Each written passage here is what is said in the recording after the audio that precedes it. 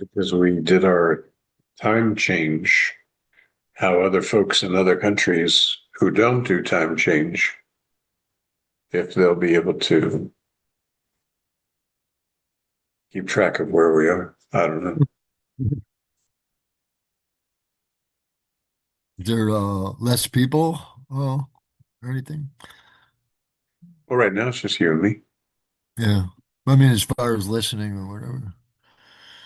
Oh, I mean, listening, people listen on the YouTube, they whatever we do here, when it's recorded and put on YouTube, then people listen to it and it gets a lot of Yeah. views Yeah. and Yeah. people will comment and stuff. But So not necessarily live people, but no, I yeah. mean, live people, you usually have the same kind of three or four people. Yeah. So Yeah. it's not Yeah. a big showing. And Yeah. then they rotate through differently sometimes with other people. Oh, Mm. hold on for 1 second. I gotta take this call.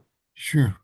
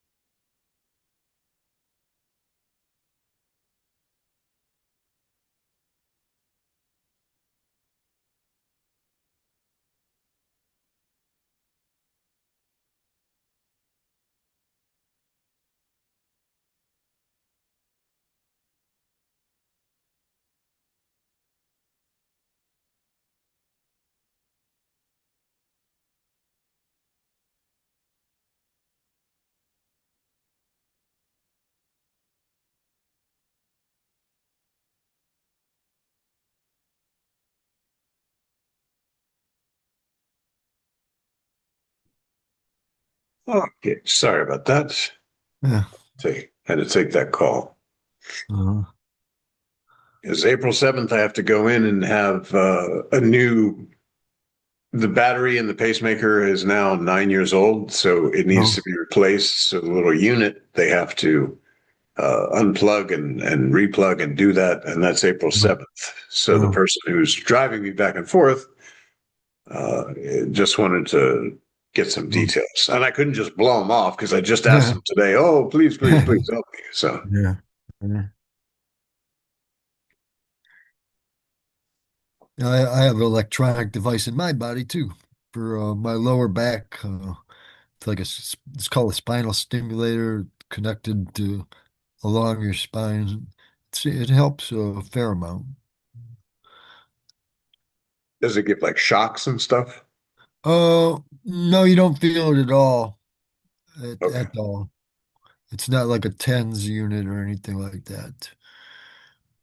Some kind of it's a fairly new development in medicine. I was very lucky to get that.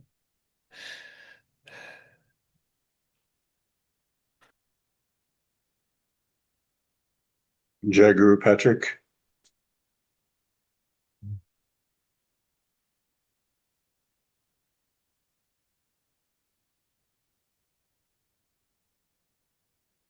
Jai Guru, John.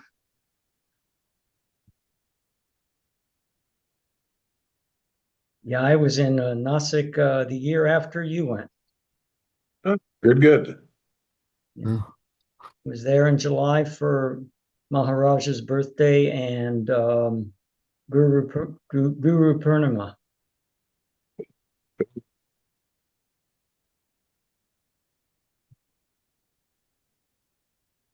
Is Patrick new to joining us here I was there last week. last week? Yeah. Yeah. Yeah, it was the first time. Yeah. Yeah. Oh, good to have you. Well, thank you. Could always use some more input there. Never get tired of John's voice. I don't know about mine. One of my favorite Maharaj stories is that about a week. I was there 3 weeks, and about the week before I left, I gave some money to the steward there of the ashram, a donation, and about an hour later or so, he came up to me and he goes, Maharaj wants to talk to you. And I was, in my mind, I'm like, oh gosh, did I insult him and not give them enough money, or I'm just trying to figure out why he would want to talk to me. And so I walked across the lane there to his apartment, and Anvita gave me a cup of tea and a cookie, and I sat down, and Maharaj was with the steward, and he said, "Did you give such and such an amount of money?" And I said, "Yeah." And he says, "It's too much. You got to take half of it back."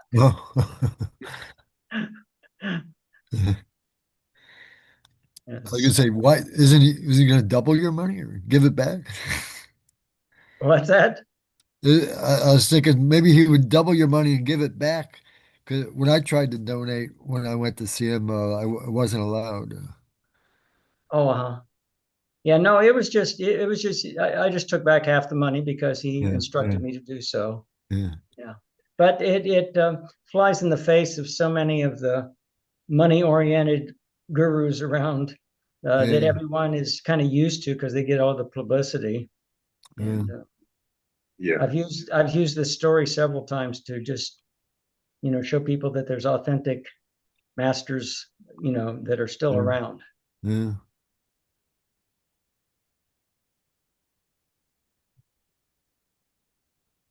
There are some that won't take money. There are some, not a lot, but Of course, they didn't ask me for a dime, yeah, yeah, and I stayed at the ashram for 3 weeks. So yeah. yeah. Same here. I had stayed at the ashram for like a month, and the only thing we paid for was the food that was brought in. Mm. I'm sure you did that too, like the little tin cans of Oh yes. food. Oh yeah. Yeah. Yeah. The lady that made the lunches and brought them by. Yeah. Yep, yep. Yeah. Yeah. And then we go to the hotel that some of the people were staying at for dinner. Oh, okay. Really nice hotel. I forget the name of it, but we ate there just about every night. Had really good food.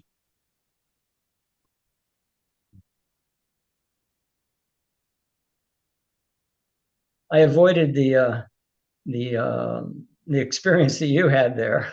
Yeah. Yeah. Mhm. One thing I did do, I did violate my own. The cardinal rule in visiting countries like India is never eat anything raw. Don't eat raw food. Mm. Eat everything cooked, and drink purified bottled water. But there was a banana vendor out front that would go by, and I don't know if you know Gopal from France. Was he there when you were there? Yeah, yeah. He wasn't at the ashram during that time, no, but I know who he is. Yeah. Yeah. Anyway, he was buying bananas, and I bought bananas a couple of days, and then one day the guy had oranges, and I got an orange, and the problem with the orange is that you peel the orange, and then you touch the fruit, and so the contamination is on the outer peel, and I did get a quick bout of diarrhea for a day, Mm. and but it wasn't real bad. It Mm. wasn't real bad. But you got to watch out for the raw foods in India. You just don't have the bacteria that can deal with that. Yeah, well, mine was just we went to like a lunch to celebrate one of the devotees was leaving.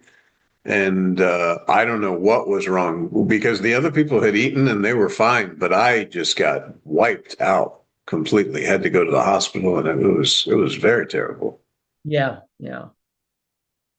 I had a friend that happened to not on this trip, but some years ago. She was somewhere else in India. I think went to see Sai Baba or something, and the day before she left, she ate a salad, and yeah, she was on IVs a few hours later. Mm. Yeah,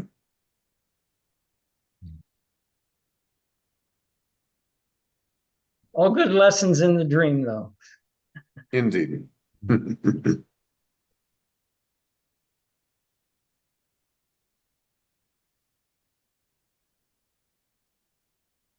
On how you react, how you put what you've learned, what you've been shown in the ashram to use as these different challenges arise, it strengthens your spiritual,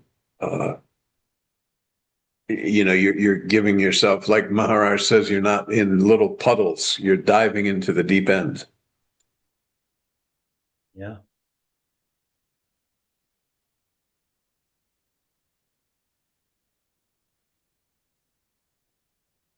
I'm in San Antonio, Texas. Oh, I don't know if anybody knows of any Ramakant devotees here, mm. but probably not. Not in Texas, in Arizona. I know, I forget his name now. Shoot. He used to be a regular attendee here. And Andrew. Andrew, there you go. Yeah, he was a minister of like Franciscan order, and then he's doing weddings. So he's in Arizona, which I guess is kind of close, right? Not Yeah. real close, but Yeah.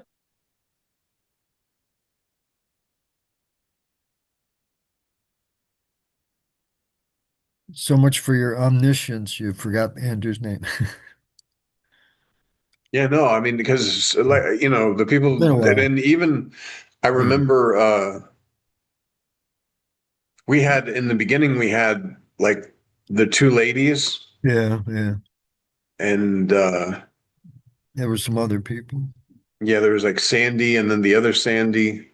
So because they're coming and going, it is names are not. So I don't know if they got it and didn't need it anymore, but I find that I'm still gradually going deeper and deeper as time goes by. Like uh especially today, like earlier when I woke up or whatever, I do my contemplations for every day, and I well I just go off of what I feel after waking up is my best communication with my, again, I don't call it oneness or whatever. And today it was so like the the one that I usually feel that is me was, kind of like it was no longer, it was just the one that it must be everybody's one. It's like a self that is not limited to so-called Keith, and that just keeps getting more and more gradually as time goes on. It becomes more self-evident that there's just one self, and it's just I don't know. It's kind of what to say. It's a beautiful thing or something. It's like it is liberating from what the sense of being a limited own self to being one, I don't know, you call it whatever you want, greater or words or whatever. Oh, my tendency is always words will end up taking me back into feeling not that I'm sort of like my own Keith or something, but and then when I'm feeling that though, I'm starting to recognize that which is the Keith is more like a dream than a reality or something. So anyway, it's good to be here, and then I guess maybe that will. Well, the thing is, I'll feel that like for part of the day, and then my thoughts start giving me a sense of being like Keith again. You know yourself in a real sense. The conviction is there. Like it's not like, oh, now I'm Keith, and then there's this other thing. Uh, It's Keith is appearing as an illusory layer on presence, and is not true. And yet you can do your job, do your duties, because right now Keith is a body form that's available until it's not. But you're not having to like say, oh, now I'm Keith, and then I wake up and I feel the sense of oneness, but then I lose the sense of oneness. The sense of oneness, the sense itself is an experience, and there's no experience, no experiencer. So all these experiences are appearing on your spontaneous presence.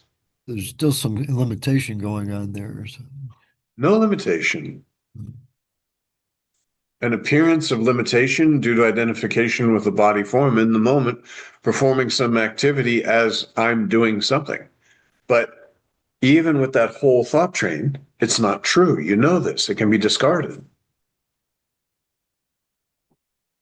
You're not losing oneness. That's why Maharaj says when people are talking, oh, I meditate for 2 hours and I get into this very nice peace and all that. And he says, 1 second is enough for you. Just sitting here quietly, sense of presence is there. I know the sense of presence. Who knows the sense of presence? That you are. If the sense of presence is not, you are. The sense of presence is, you are. So therefore, the sense of presence is like an illusory layer, the first illusion, and it can be discarded. So it's not like you constantly have to feel like this oneness or this sense of presence. You are that. That's it.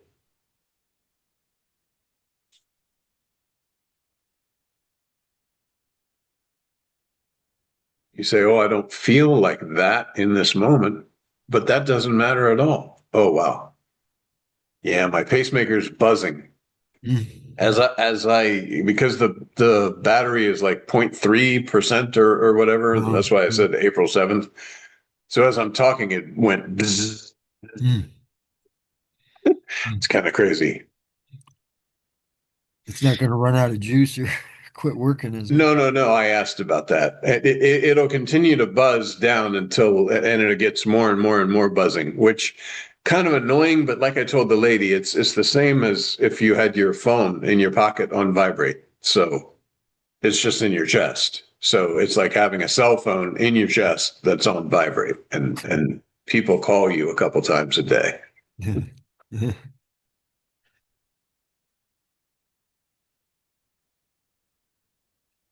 But yeah, there's no losing it. That's the misconception because of identification with the body. You say, oh, sometimes I'm Keith and sometimes I know I'm not Keith.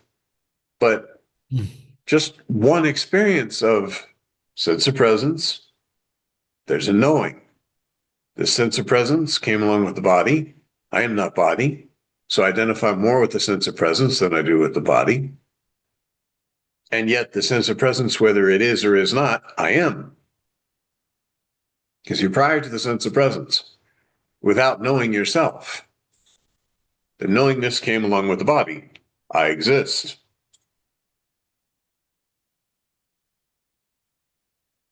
But giving it over to the mind flow and saying, well, now I've lost it. I have to go and search for it. I don't have time right now because I'm very busy in my daily activities, but I'm definitely going to make time to be back with myself. And see, even if you were to read that, it doesn't make sense. Like right now, I'm with myself. Oh, I lost myself. And I'm going to make time tonight to sit with myself again.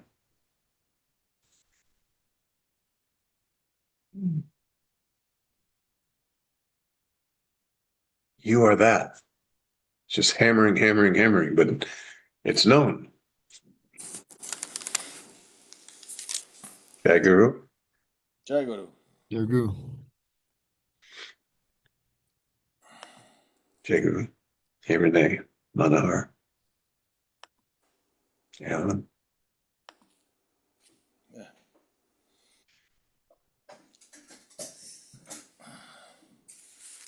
I can't, I don't know, can't help it when I describe my experience that that's the way it seems anyway. And Yeah, but there's no experience, no experiencer. Just know that it's just illusion. It's the same as in your dream. You say, you know what? In my dream, I had a dream that I was a guru on a mountain and I was totally at peace and the birds were flying around me and everything was so beautiful. And then I woke up. But that experience was just not true. It appeared true at the time. Same with your experience in the waking state of Keith. Oh, I'm thinking I'm Keith. Keith is having these experiences. But knowing yourself in a real sense is waking up from this illusory dream of I am Keith. I am somebody else. You're nobody.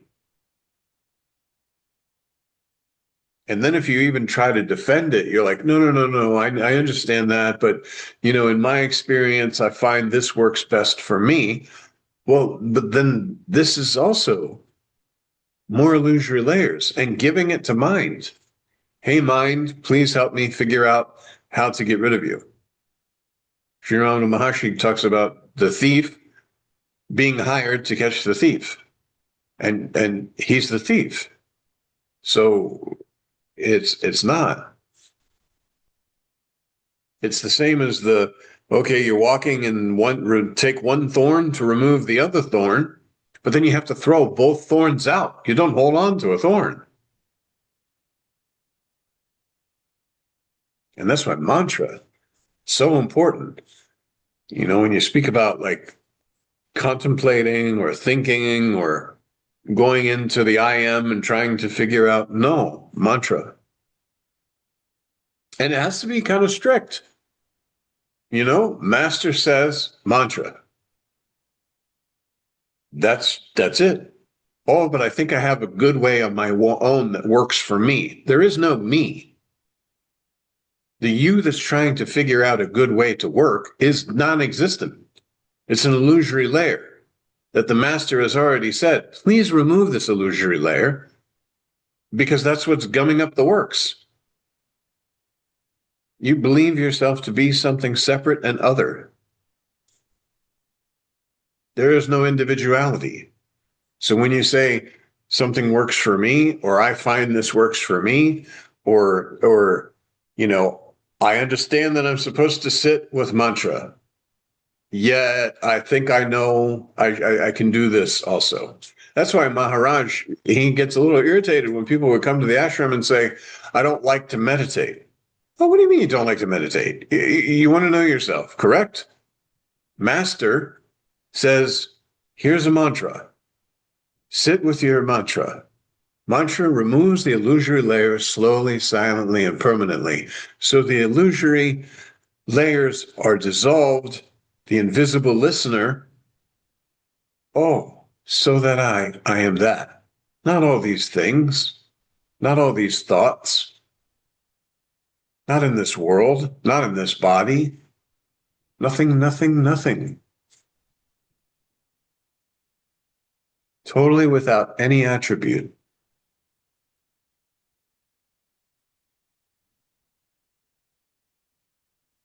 Sense of presence. I identify more with this sense of presence than I do this body form. I say, okay, this sense of presence, this feeling, this just I, this I am.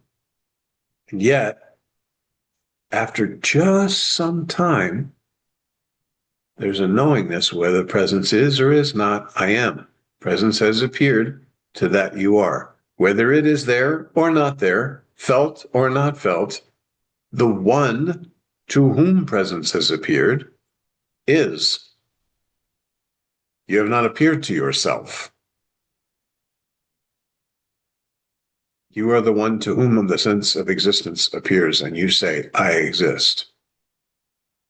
And suddenly this lump of goo is a me. And there are other lumps of goo pointing to you and saying, oh, good job, Keith. Do this nice thing, Keith. And then the flow of thoughts comes, I am Keith. I am doing a good thing. Oh, I did a bad thing. I don't want to do bad things because then pleasure and pain principle come involved because I've identified limited body identification, local identification. This is me.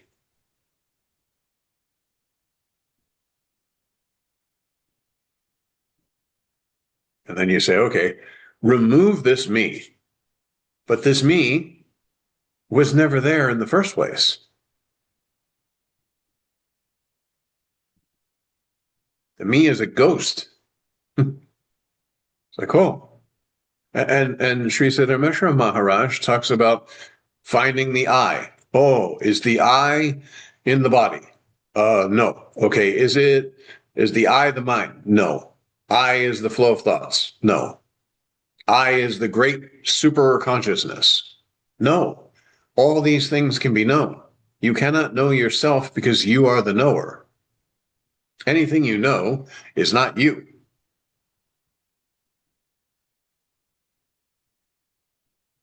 I know this cup. I am not this cup because I know it.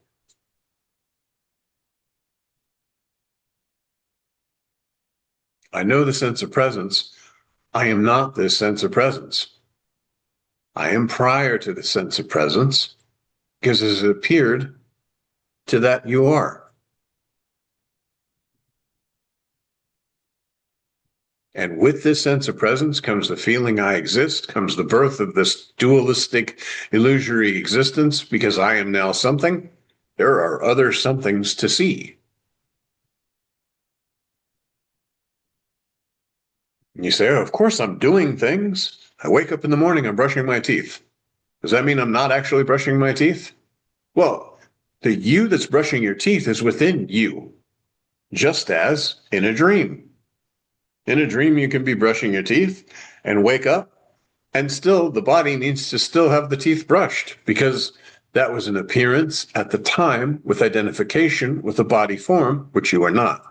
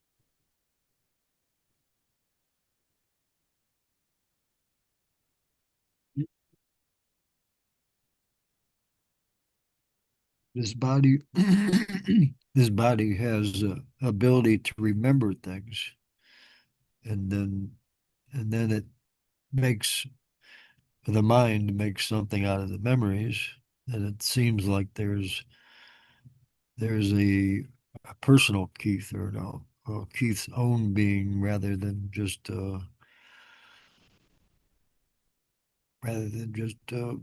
being without any ownership. It's not remembering anything, nor has it memory. Body is a lump of goo. The flow of thoughts that you call mind, because it's like, oh, there's thoughts flowing. And for a time, you believe, because of identification with the body form, that the mind is somehow inside this little region. But when you know yourself as formless, the flow of thoughts is literally this outside appearance of a world. And when you say memory, even as you get to know yourself in a real sense, the impressions weaken. Yes, you could still, like, I can still sit there and say, oh, I remember the ashram and the food poisoning and this and that. But it's not as, like, it's like telling a story. There's no, like,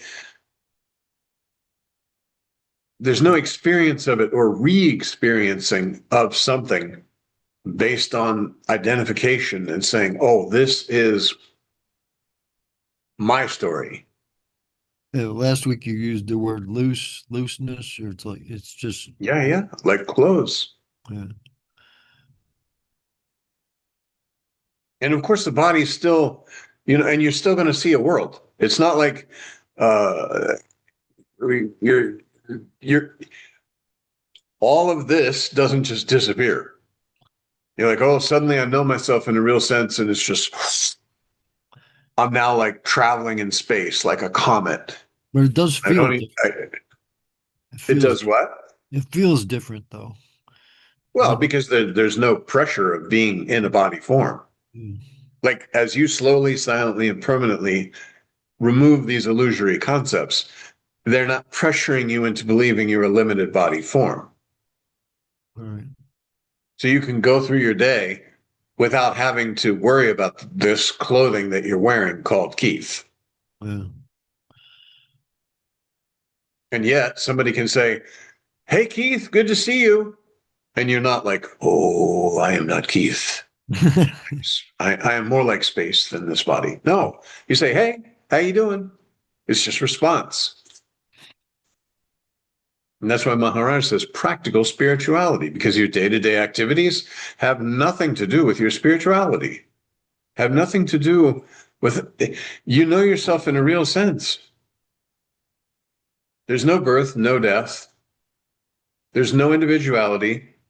All these other forms are just lumps of goo animated by your own self, within your own self, the same as a dream. And yet you do your job, you do your duties, take care of your responsibilities. You don't have to egoistically say, oh, I know myself and I'm like above everything, or this is not good either. As Maharaj says, Sri Nisargadatta Maharaj, he kept his little beady shop, his little cigarette shop. He didn't just say, oh, I'm a great master now, so close up all shops and I'm just like, you know, no. Most of the masters in the lineage, Sri Ramakant Maharaj worked in a bank. Just a normal, you would come in, customer service, handling customer service issues. As he said, some customers would get very, very upset. He'd listen, he'd do his job.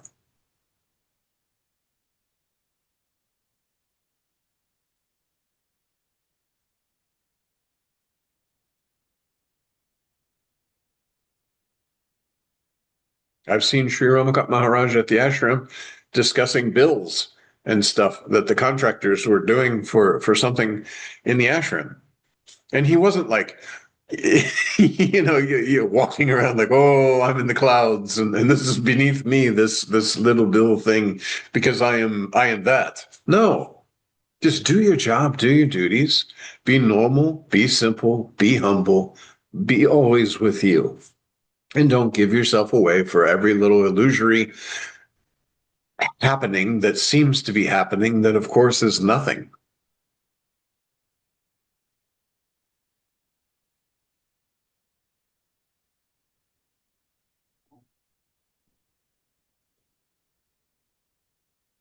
I guess I'm somehow giving myself away because I'm forgetting to do mantra too often. Well, that should be like a daily, like all the time. Matter of fact, by now, you should be able to just pause at any time and just listen to the mantra running naturally.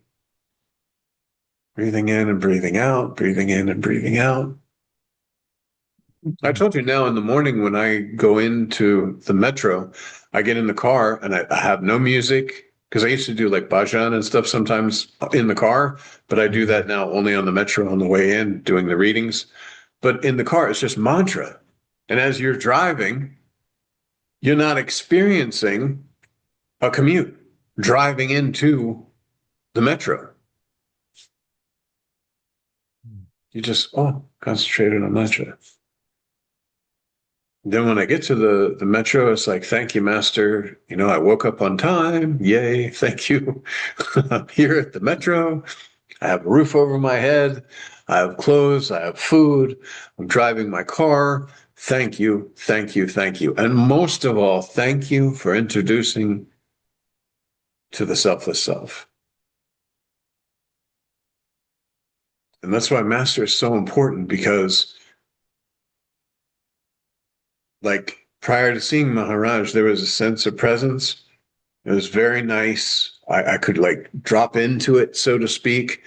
But the people around were like, oh, no, no, no, no, no. You should go to church. You should do this. You should do that. So there's all this illusory impression on the outside. and going to a true master, and master says, oh, you are not body, you were not body, you're not going to remain body. Body's not your identity. Accept your selfless self. There's no God, no Brahman, no Paramatman, no master. Nothing is there. And the conviction, oh, so that I am that. And now you could line 1,000 people out there, and they could all say, you know what, John, you're crazy. Like, there is no selfless self. There is no this or that. You know, probably you were just brainwashed, and you believe this because the brain can believe a million different things and all that. But you know. As a matter of fact, you can consider it a test of your knowledge. I know myself in a real sense.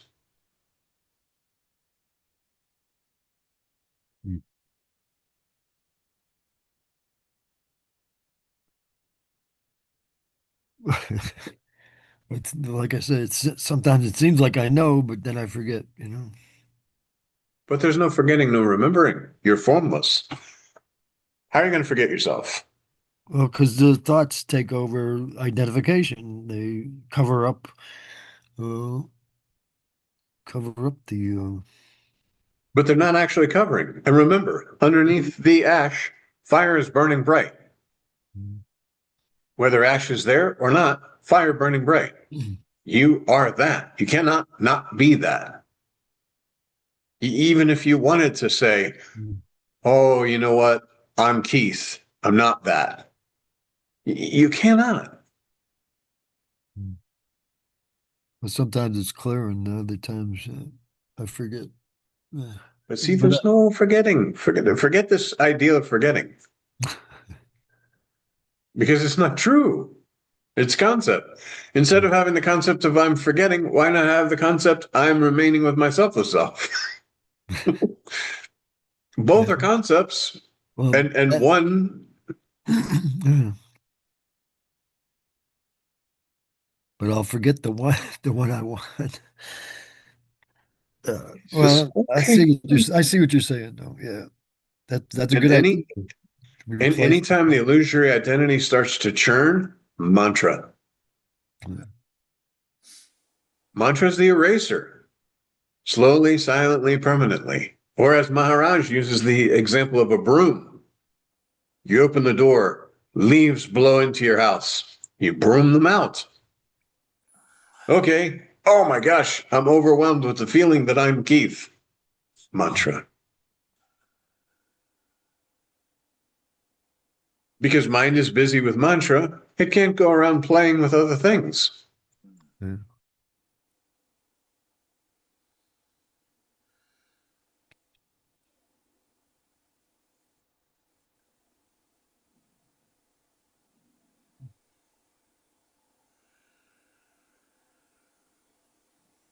And the beauty of mantra, no experience, no experiencer.